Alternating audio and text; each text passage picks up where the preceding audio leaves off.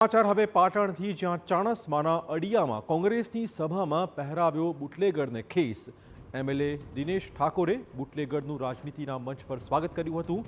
આ મંચ પરથી બુટલેગરે દારૂ વેચતો હોવાની જાહેરમાં કબૂલાત પણ કરી। હવે રાજકારણમાં જોડાયો હોવાથી દારૂબંધી કરવાનું આપ્યું હતું નિવેદન। જાહેરમાં આપેલા નિવેદન બાદ કોંગ્રેસ પાર્ટીની ફજેતી થઈ ગઈ છે। પોલીસે ત્વરિત કાર્યવાહી કરી બુટલેગરના ઘરે રેડ પાડી દારૂ પણ પકડી પાડ્યો હતો।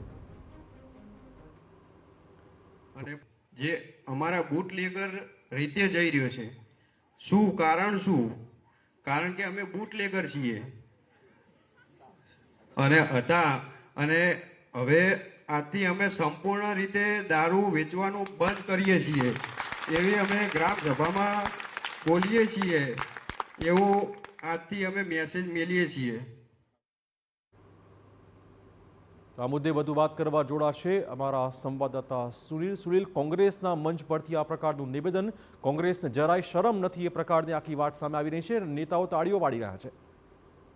ચોક્કસ ચિરાગ, કહી શકાય તો કોંગ્રેસને પોતાનો દાવ ઊંધો પડ્યો હોય તેવું કહી શકાય। અને બિલકુલ શરમ વગરની જે આ વાત કોંગ્રેસના જાહેર મંચ પરથી જાહેર સભામાં જ્યારે સામે આવી છે। હારીજ તાલુકાના અડિયા ગામે શનિવારે આ કોંગ્રેસની સ્થાનિક સ્વરાજને લઈને જે જાહેર સભા હતી, તેમાં જ કોંગ્રેસના જે એમએલએ છે ચાણસ્માના દિનેશ ઠાકોરે, તેમને જ જાહેર મંચ પર જ આ જે બુટલેગરોનું સન્માન કર્યું હતું, ખેસ પહેરાવ્યો હતો અને તેમને રાજનીતિમાં પ્રવેશ કરાવ્યો હતો। જોકે જાહેર સભાના મંચ પરથી જ આ બુટલેગરોએ આજથી દારૂ વેચવાનું બંધ કરવાનું કહી અને જાણે પ્રસિદ્ધિ મેળવી અને ક્યાંક ના ક્યાંક મતદારોને આકર્ષવાનો પ્રયાસ ક્યાંક કોંગ્રેસના જાહેર સભામાં કરવામાં આવ્યો હતો એમએલએ દિનેશ ઠાકોરની હાજરીમાં। પરંતુ જે રીતે આ બુટલેગરોનું નિવેદન બાદ જ કહી શકાય તો ક્યાંક ના ક્યાંક બીજા જ દિવસે જે સમગ્ર મામલે પોલીસે રેડ કરી હતી અને જે કેટલાક જે બુટલેગરો કોંગ્રેસમાં જોડાયા હતા તેમના જ ઘરે જ્યારે પોલીસની રેડ કરી, ત્યાં જ જે દેશી દારૂ માટે વપરાતો જે